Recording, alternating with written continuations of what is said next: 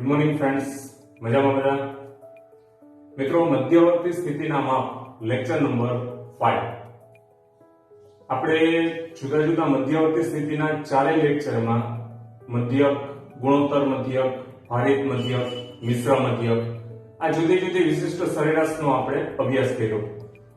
હવે સામાન્ય રીતે જ્યારે માહિતીના અવલોકનો તેમની સરેરાશના માપથી દૂર અંતરે વિસ્તરેલા ન હોય, એટલે કે નજીક આવેલા હોય, અને જ્યારે માહિતીમાં સૌથી વધુ કિંમતવાળા, ઓછી કિંમતવાળા, એટલે કે બહુ મોટા મૂલ્યવાળા કે ઓછા મૂલ્યવાળા અવલોકનો ન હોય, આવા સંજોગોમાં મધ્યક એ વિશ્વસનીય તો યોગ્ય સરેરાશ ગણી શકીએ. પણ દર વખતે આવું શક્ય હોતું નથી. તો જ્યારે આવી પરિસ્થિતિ ન હોય એવા સંજોગોમાં મધ્યવર્તી સ્થિતિના એક જુદા માપનો ઉપયોગ કરવામાં આવે છે. તો આજના લેક્ચરમાં આપણે અભ્યાસ કરવાનો થશે મધ્યવર્તી સ્થિતિના સ્થાનીય સરેરાશના માપ.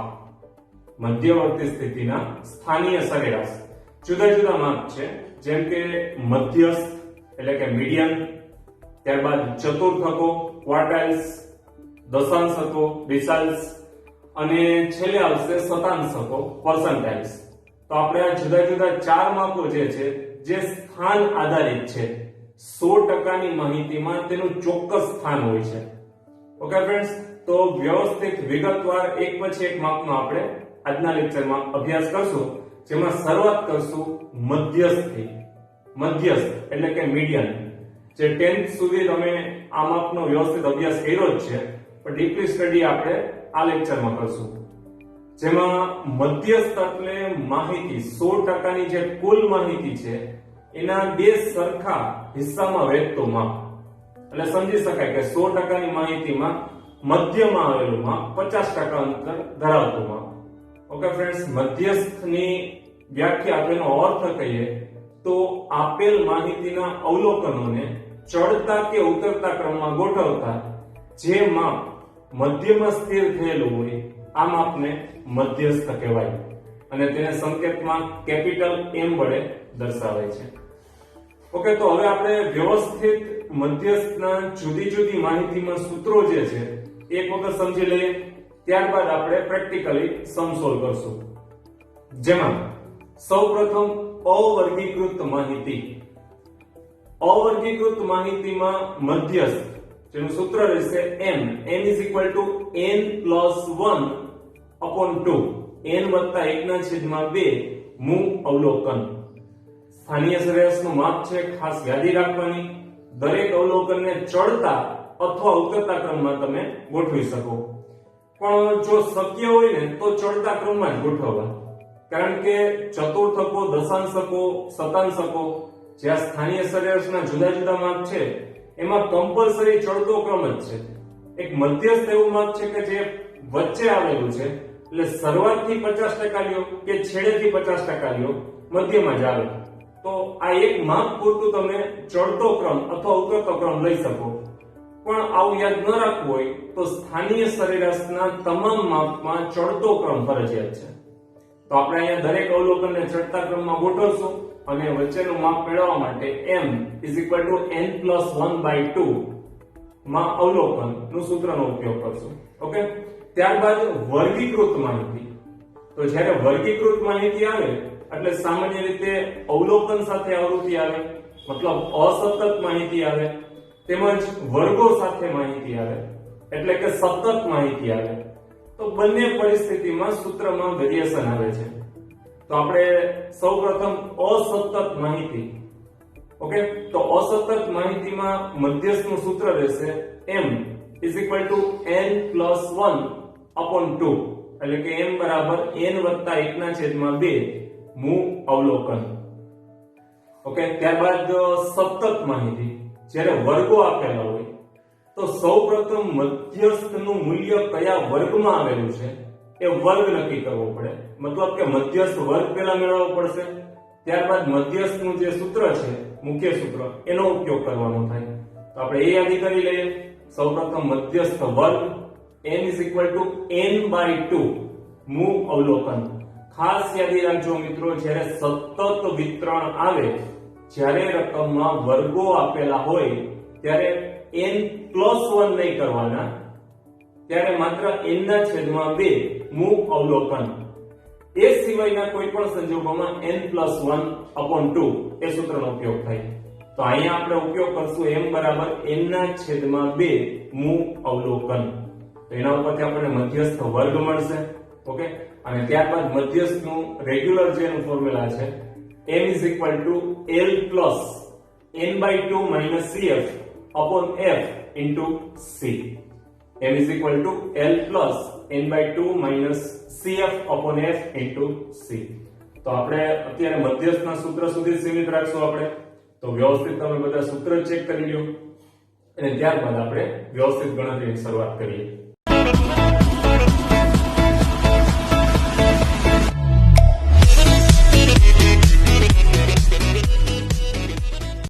હવે મધ્યસ્થ મેળવવાના દાખલાની શરૂઆત કરીએ, જેમાં શરૂઆત આપણે અવર્ગીકૃત માહિતી એટલે કે માહિતીમાં માત્ર અવલોકનો આપેલા હોય આવી પરિસ્થિતિમાં મધ્યસ્થ કેવી રીતે મેળવવું એ સમજીએ. જેમાં એક્સ્ટ્રા પ્રેક્ટિસ તરફ આગળ વધશું. રકમ વાંચીએ. નીચેની અવર્ગીકૃત માહિતી પરથી મધ્યસ્થ શોધો. આપણને જુદા જુદા અવલોકનો આપેલ છે 1 2 3 4 5 6 7 8 ને 9 જુદા જુદા અવલોકન આપેલ છે અને આપણે મધ્યસ્થ મેળવવાનો છે. સૌથી શરૂઆત કરીએ પેલા સૌથી અગત્યની વાત, મધ્યસ્થ છે સ્થાનીય સરેરાશ છે. સ્થાનીય સરેરાશના જુદા જુદા માપ મધ્યસ્થ, ચતુર્થકો, દશાંશકો અને શતાંશકો. આ કોઈ પણ માપનું કેલ્ક્યુલેશન કરીએ એટલે ક્રમ છે અતિ મહત્વનો બને. તો જ્યારે મધ્યસ્થની આપણે ગણતરી કરીએ ત્યારે સૌપ્રથમ પહેલું પગલું દરેક અવલોકનને ચડતા અથવા તો ઉતરતા ક્રમમાં ગોઠવવા પડે. આપણે હંમેશા ચડતા ક્રમમાં ગોઠવશું. તો શરૂઆત કરીએ માહિતીના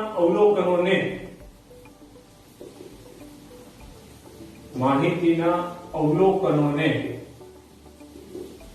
ચડતા ક્રમમાં ગોઠવતા.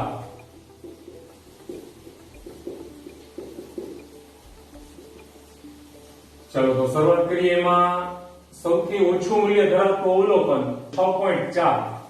શરૂઆત કરશું આપણે 6.4 થી. ત્યારબાદ 8 આવશે. એ રીતે 8 પછીનું મૂલ્ય ધરાવતું અવલોકન જોઈએ તો જે આવશે 10.5. એ રીતે આપણે ક્રમ વધારતા જઈએ આગળ. 10.5 થી વધુ મૂલ્ય ધરાવતું અવલોકન ચેક કરીએ તો જે આવશે 12. ત્યારબાદ 12 પછીનું મોટું અવલોકન ધરાવશે 15. ચાલો 15 પછી વધુ મૂલ્ય ધરાવતું અવલોકન આવશે 16. ત્યારબાદ 17. નેક્સ્ટ 18, 19. કુલ અવલોકનની સંખ્યા 1 2 3 4 5 6 7 8 ને 9 અવલોકનને આપણે ક્રમ આપ્યો ચડતા ક્રમમાં ગોઠવીએ. હવે મધ્યસ્થનું સૂત્ર. મધ્યસ્થ m = n+1/2 મૂળ અવલોકન. યાદ રાખજો, મધ્યસ્થની ગણતરી કરતા હોય અવર્ગીકૃત માહિતી હોય એટલે n+1 લખવા. વર્ગીકૃત માહિતીમાં જ્યાં સુધી અસતત માહિતી હોય ત્યાં પણ n+1 આવે, પણ જ્યારે સતત માહિતી આવે ત્યારે +1 નહીં કરવાના, તો ખાલી n આવશે અંશમાં. છેદની વાત કરીએ તો જો મધ્યસ્થ મેળવતા હોય તો માહિતીને સરખા બે ભાગમાં વિભાજિત કરે. મધ્યસ્થ છે 100% ની માહિતીને બે સરખા ભાગમાં વિભાજિત કરે. 50% નું સ્થાન હોય એટલે બે ભાગમાં વહેંચે એટલે છેદમાં આવે 2. તો મધ્યસ્થ બરાબર n+1/2 મૂળ અવલોકન. તો કુલ 9 અવલોકન છે તો 9+1/2.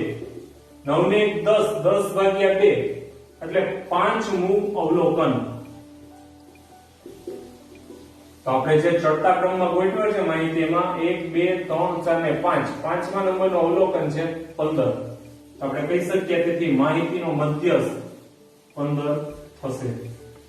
એટલે કેલ્ક્યુલેશન ઓલ ઓવર ખૂબ જ સહેલું છે. ખાસ યાદી રાખવાની કે સ્થાનીય સરેરાશના કોઈ પણ માપ હોય ક્રમ છે અતિ આવશ્યક છે. હવે સેકન્ડ સમ ચેક કરીએ. 10 વિદ્યાર્થીઓની 25 ગુણની એક કસોટીના ગુણ નીચે મુજબ છે. તે પરથી માહિતીનો મધ્યસ્થ શોધો. કુલ 10 અવલોકન આપણને આપેલ છે, આપણે મધ્યસ્થ મેળવવાનો છે. એઝ ઇટ ઇઝ શરૂઆત કરશું દરેક માહિતીના અવલોકન છે ને ચડતા ક્રમમાં ગોઠવતા.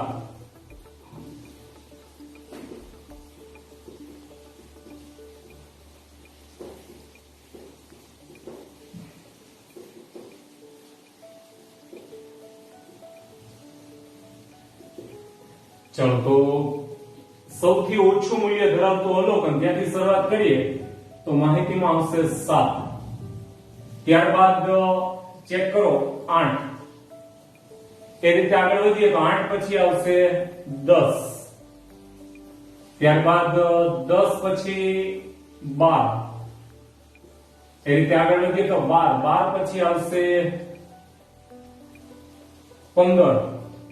નેક્સ્ટ 15 પછી આવશે 18. ત્યારબાદ 19. નેક્સ્ટ આવશે 20. 20 પછી 22 અને છેલ્લે આવશે 23. ખાસ ગણી લેવાના અવલોકન, એટલે કદાચ ક્રમ આપવામાં ભૂલ થઈ હોય તો આપણે વેરીફાઈ કરી શકીએ.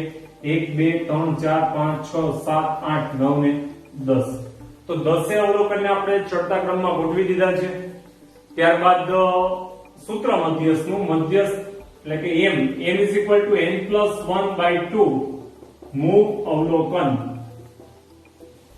n+1/2 મૂવ અવલોકન. તો કુલ 10 અવલોકન આપેલ છે.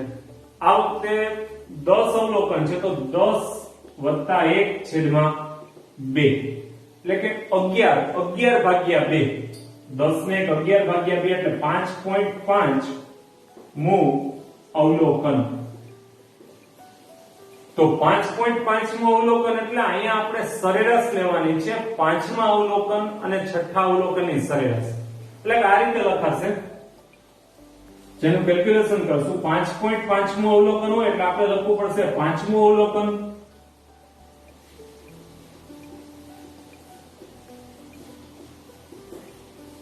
પ્લસ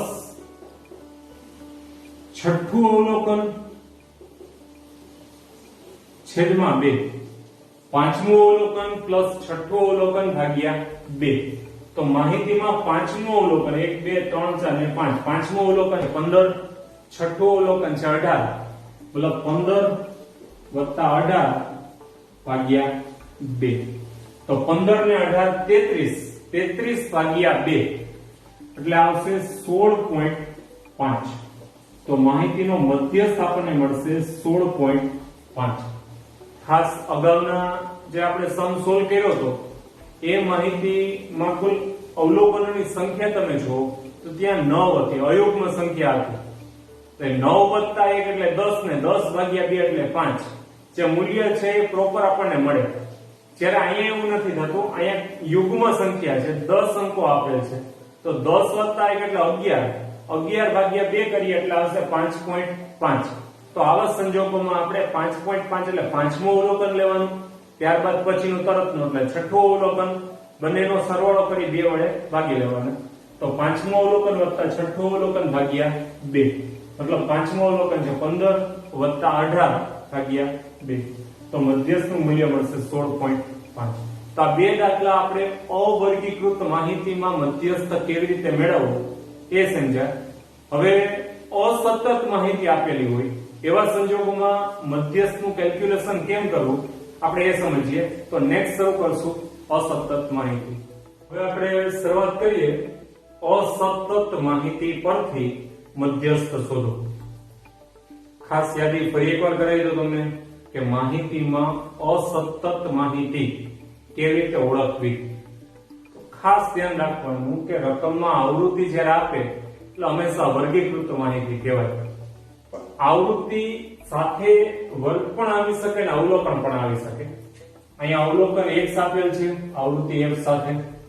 એટલે આવૃત્તિ સાથે જ્યારે અવલોકન આપેલા હોય એટલે એ અસતત માહિતી બને. આવૃત્તિ સાથે જ્યારે વર્ગ આપેલા હોય ત્યારે સતત માહિતી બને. મધ્યસ્થ અને એમાં પણ અસતત માહિતી ઓલ ઓવર ખૂબ જ એટલે અતિશય સરળ એનું ગણતરીનું કાર્ય છે. ઓલ ઓવર કેલ્ક્યુલેશન ખૂબ જ ઈઝી છે. કારણ શું? માત્ર એક જ કોલમ બનાવવાનું છે, સંચય આવૃત્તિ.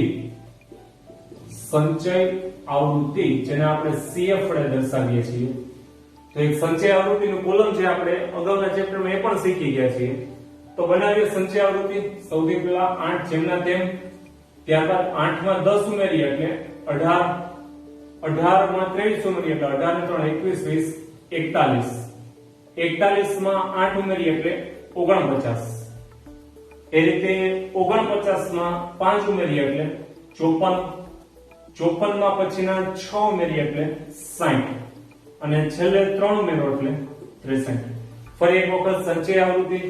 પહેલી આવૃત્તિ યથાવત 8, 8 માં એના પછીના 10 ઉમેરશું, આવશે 18, 18 માં 23 ઉમેરીએ જેનું મૂલ્ય આવશે 41, ત્યારબાદ 41 માં 8 ઉમેરીએ એટલે કે 49, 49 માં 5 ઉમેરીએ એટલે 54, એવી રીતે 54 માં 6 ઉમેરીએ તો 60 અને છેલ્લે 3 ઉમેરશું 60 માં 63.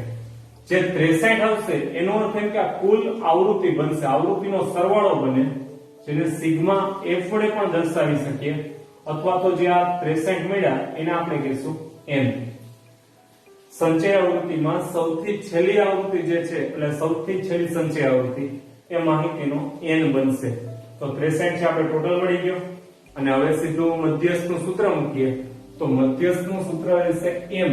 m = n + 1/2 મૂ અવલોકન. મધ્યસ્થ બરાબર n + 1/2. તો n બરાબર 63 છે, મતલબ કે 63 + 1/2 મૂ અવલોકન. તો 63 ને 64, 64 ભાગ્યા 2 એટલે 32 મૂ અવલોકન. 32 મું અવલોકન. હવે ખાસ સમજો, 32 મું અવલોકન છે CF ના કોલમમાં ક્યાં સમાય છે એ આપણે ગોતવાનું છે. સમાવવું મતલબ આપણે 32 નું મૂલ્ય જે છે તો CF ના કોલમમાં 32 અથવા તો તેનાથી વધુની કિંમત લેવાની. ફરીવાર બોલું છું, બહુ ધ્યાનથી સમજજો. 32 આવ્યા, આપણે એમનો જે સૂત્રનો ઉપયોગ કર્યો, આન્સર આપણો આવ્યો 32. તો CF ના કોલમમાં 32 કે તેથી વધુનું મૂલ્ય આપણે પસંદ કરવાનું છે.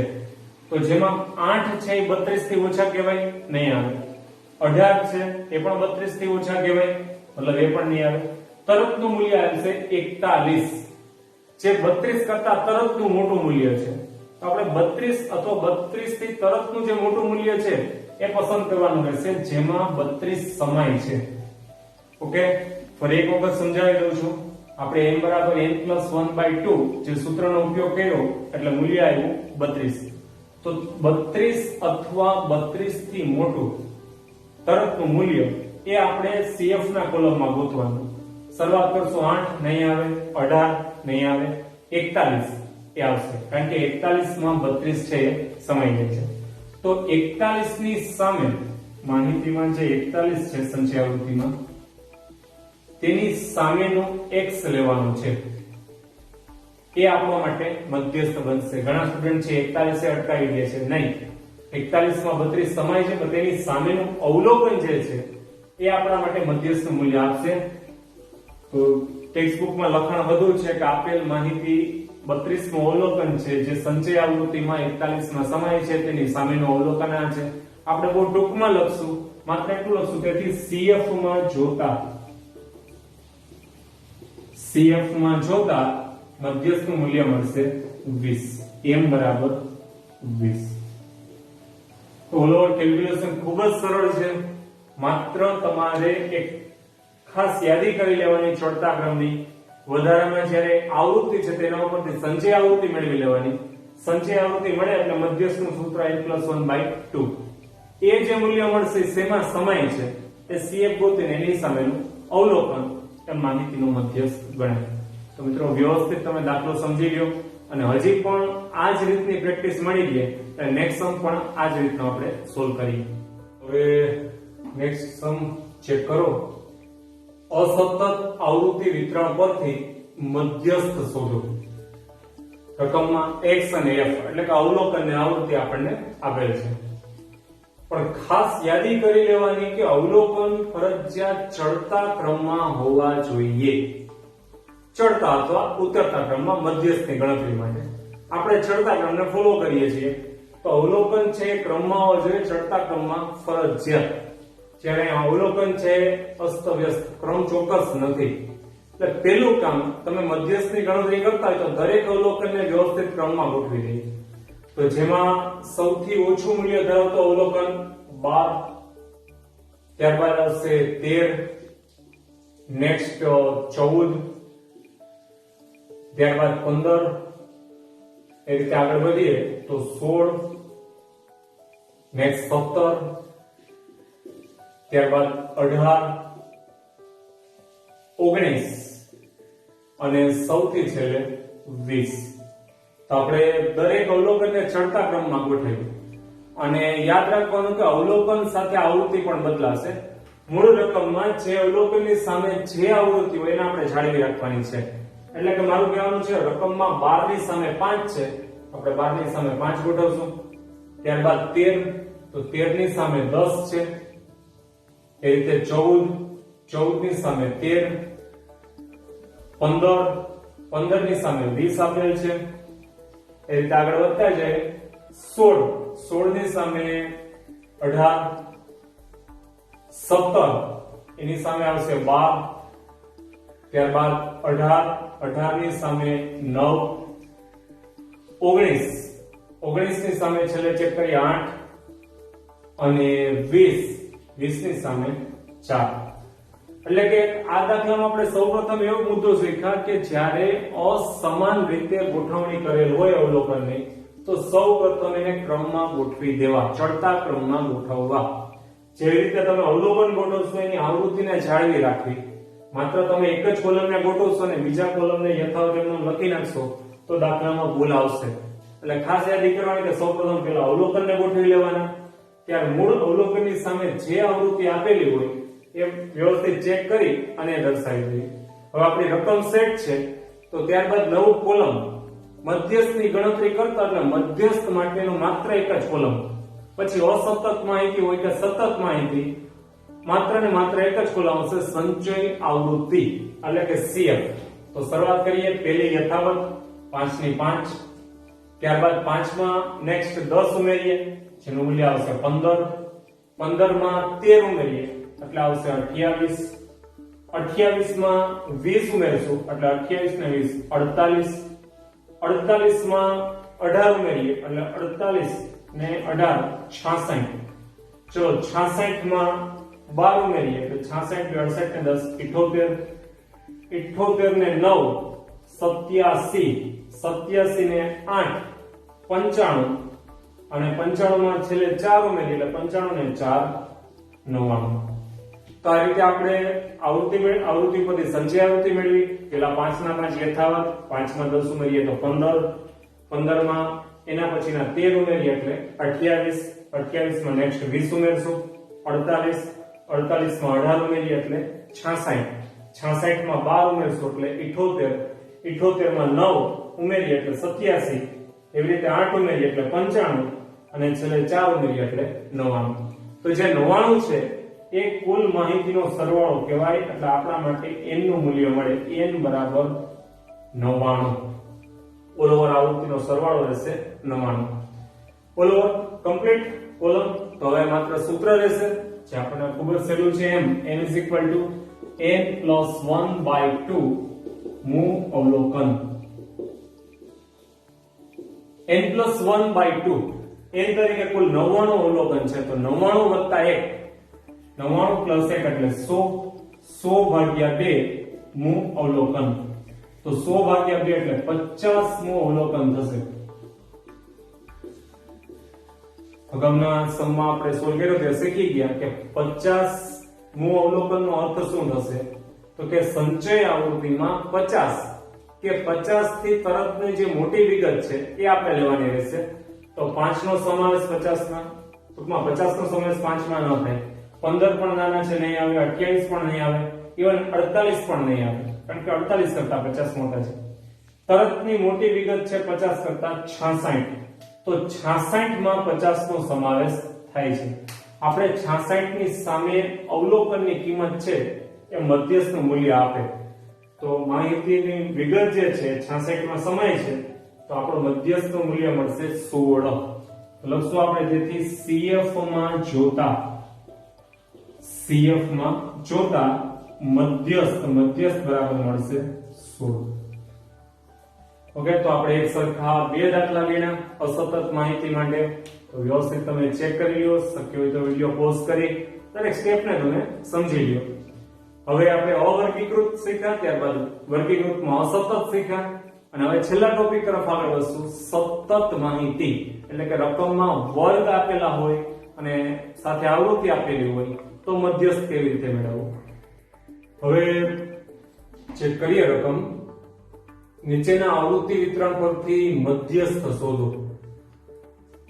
તમે જો તો રકમમાં વર્ગ આપેલા છે, વર્ગ સાથે આવૃત્તિ, મતલબ આ વખતે સતત વિતરણ આપેલ છે, કન્ટિન્યુઅસ ફ્રીક્વન્સી ડિસ્ટ્રીબ્યુશન. સંચય આવૃત્તિ વિતરણ આપેલું હોય તો ઘણા પ્રકાર હોઈ શકે.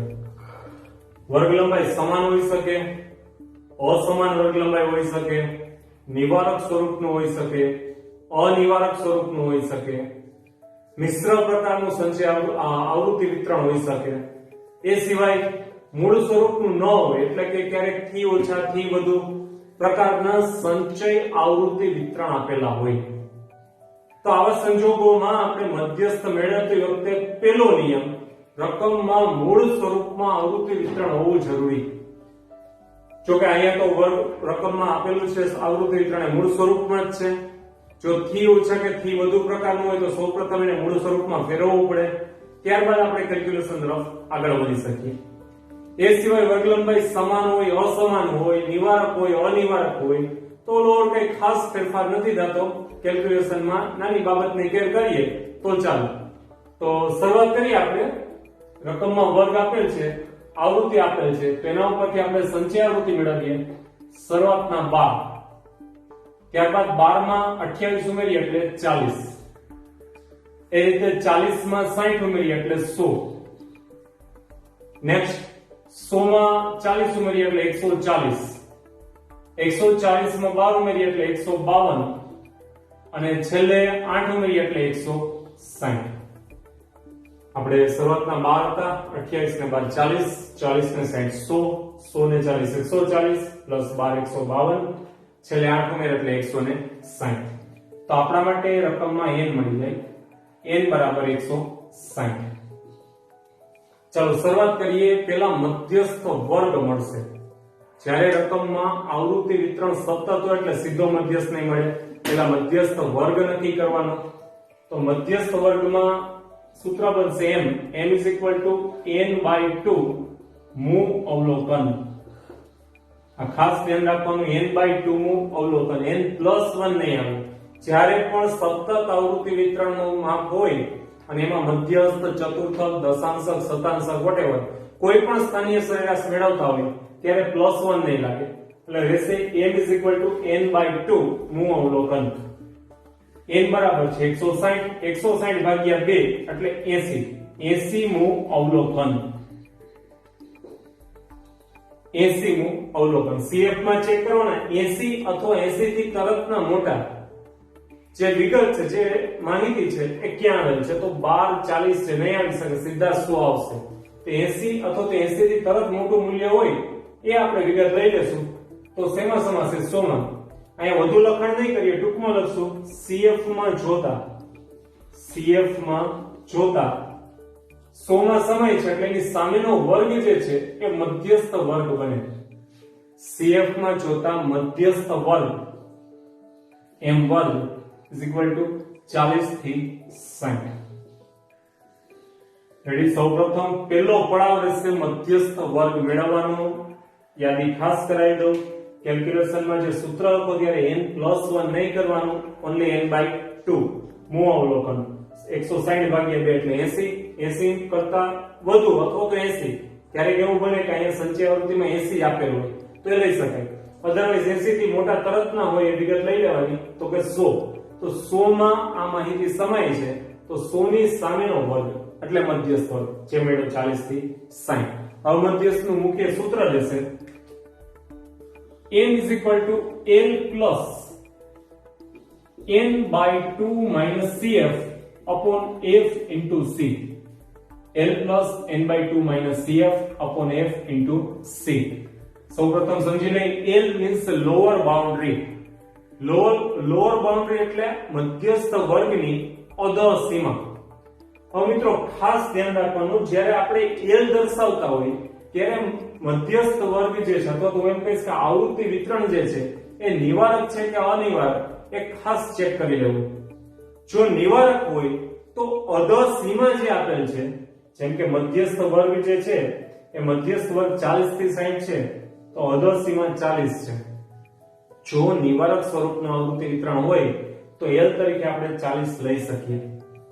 પણ ખાસ ધ્યાન રાખવાનું કે જ્યારે અનિવારક સ્વરૂપનું આવૃત્તિ વિતરણ આપે ત્યારે અધર સીમા બિંદુ ફરજિયાત લેવું પડશે. એટલે કે જ્યાં 40 થી શરૂઆત થતી હોય તો આપણે 0.5 અધર સીમામાંથી 0.5 માઈનસ કરીએ એટલે અધર સીમા બિંદુ મળે. આપણે મધ્યસ્થ વર્ગમાં L તરીકે અધર સીમા બિંદુ લેવું પડશે. રિપીટ કરું છું, ધ્યાનથી સમજજો. માહિતીમાં વર્ગો નિવારક સ્વરૂપમાં આપે તો L તરીકે મધ્યસ્થ વર્ગની અધર સીમા લેવાની રહેશે. ઓકે, આ વિતરણ નિવારક સ્વરૂપનું છે તો આપણે L ના સ્થાને 40 લઈ શકીએ. પણ હું ખાસ સમજાવું છું કે જ્યારે અનિવારક સ્વરૂપનું આવૃત્તિ વિતરણ હોય ત્યારે મધ્યસ્થ વર્ગમાં અધર સીમા ઉપરથી અધર સીમા બિંદુ મેળવવું પડશે અને L તરીકે આપણે લેવું પડશે. ઓકે, ચલો L બરાબર 40 plus n by 2. n by 2 આપણે કઈ ગણતરી કરેલ છે 80 માઈનસ cf.